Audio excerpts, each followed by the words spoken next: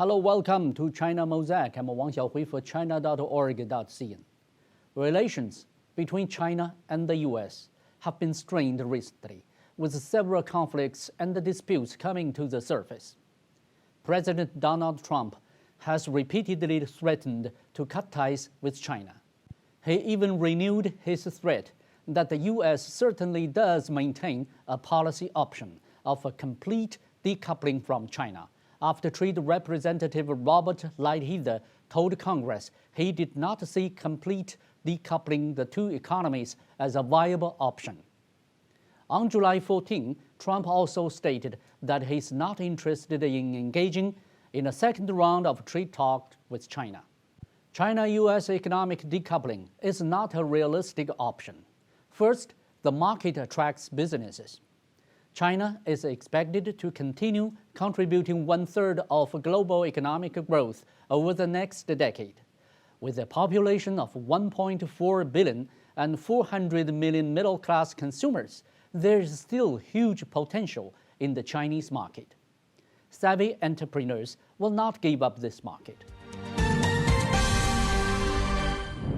Decoupling is essentially a market behavior, and the decision to do so rests with companies.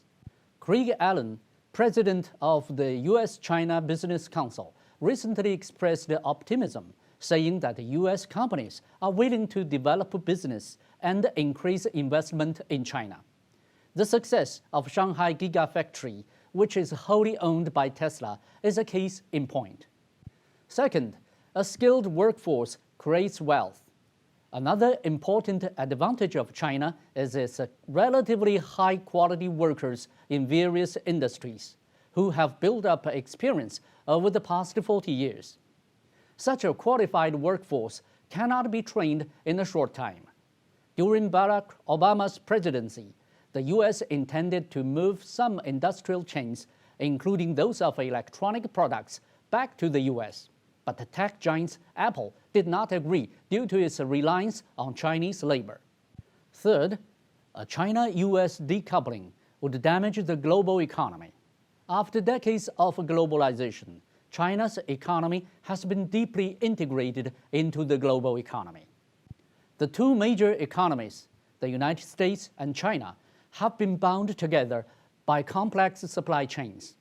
A hasty cutting of ties by the U.S. with China's economy may not only take its toll on both sides, but also cause considerable harm to the global industrial chain and supply chain. Worries are growing among the international community. Singapore Prime Minister Lee Hsien Loong's article entitled "The Endangered Asian Century," published by U.S. magazine Foreign Affairs. Germany's Chancellor Angela Merkel and some European officials' comments all show that if the U.S. insists on decoupling from China, they will not blindly side with the United States. After the COVID-19 pandemic, it is possible that the industrial chain will be adjusted partially, but this does not mean large-scale decoupling. China always keeps its promises. The country will continue to focus on implementing the first phase of the trade agreement signed with the U.S. and strive to maintain normal Sino-U.S. economic trade relations. Thank you for watching.